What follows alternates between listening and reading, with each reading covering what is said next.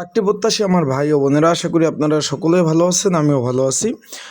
পরিবেশ অধিদপ্তরের যে 2025 সালে যে একটা নিয়োগ বিজ্ঞপ্তি প্রকাশ করেছিল বড় ধরনের, তার মধ্যে কিন্তু এই যে অফিস সহক একটা পদ ছিল, তার কিন্তু পরীক্ষার সময়সূচি প্রকাশ করে দিয়েছে। এখন বিষয়বস্তুটা হলো, আপনারা অনেকে জানতে চাচ্ছেন যে ভাই পরীক্ষাটা এমসিকিউ হবে না লিখিত হবে, অনেকে জানতে চেয়েছেন।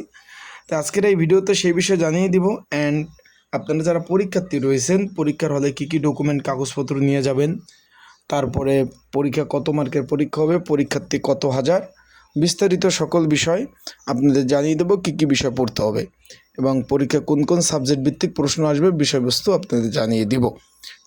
তাই চলুন ভিডিওটা শুরু করে দেয়। তার আগে বলে দেয়, আপনারা যারা আমার ইউটিউব চ্যানেলে নতুন, তারা অবশ্যই আমার ইউটিউব চ্যানেলটা সাবস্ক্রাইব করে রাখবেন, লাইক বাটনটা ক্লিক করে রাখবেন। আপনাদের যে কোনো বিষয় অবশ্যই যদি জানতে চান অবশ্যই কমেন্টস করতে পারেন। তাই চলুন ভিডিওটা শুরু করে দিই।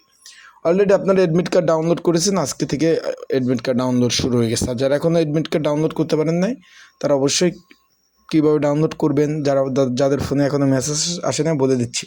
এখন অবশ্যই হোক, আগামী 12 তারিখ পরীক্ষা। অলরেডি ভাই পরীক্ষাটা অনেকে জিজ্ঞেস করতেছেন লিখিত না এমসিকিউ হবে। এখন আপনাদের একটু সন্দেহ, ওই যে ব্র্যাকেট দিছে তারপর লিখিত, ভাই পরীক্ষা হবে এমসিকিউ আকারে। আশা করি বিষয়টা বুঝতে পারছেন যে পরীক্ষা হবে এমসিকিউ আকারে। তাই আপনারা যারা পরীক্ষার্থী রয়েছেন, তারা অবশ্যই এমসিকিউর প্রিপারেশনটা নেবেন। বিষয়টা আশা করি বুঝতে পারছেন। এমসিকিউর প্রিপারেশনটা নেবেন, বৃত্ত ভরাট কিন্তু আপনাদের করতে হবে, বিষয়টা বুঝতে পারছেন। এখন যারা পরীক্ষার্থী রয়েছেন, পরীক্ষার প্রিপারেশন প্রস্তুতিমূলক সাজেশন রয়েছে। যদি আপনাদের প্রয়োজন হয়ে থাকে, যাদের সাজেশনটা প্রয়োজন আছে, স্ক্রিনের উপর হোয়াটসঅ্যাপ নাম্বার রয়েছে, ডিসক্রিপশন বক্সে নাম্বার রয়েছে, পিন কমেন্টে নাম্বার রয়েছে। এই নাম্বারে আপনারা যোগাযোগ করতে পারেন আমার সাথে। এই যে স্ক্রিনের উপর যে নাম্বার রয়েছে হোয়াটসঅ্যাপ নাম্বার, এই নাম্বারে যোগাযোগ করে আপনারা সংক্ষিপ্ত আকারে সাজেশনটা নিয়ে আপনারা পড়তে পারবেন।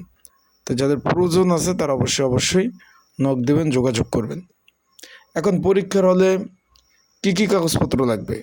শুধুমাত্র অ্যাডমিট কার্ড আর কলম নিয়ে যাবেন। আবারও বলতেছি, শুধুমাত্র অ্যাডমিট কার্ড আর কলম, আর কোনো কিছুর প্রয়োজন নাই।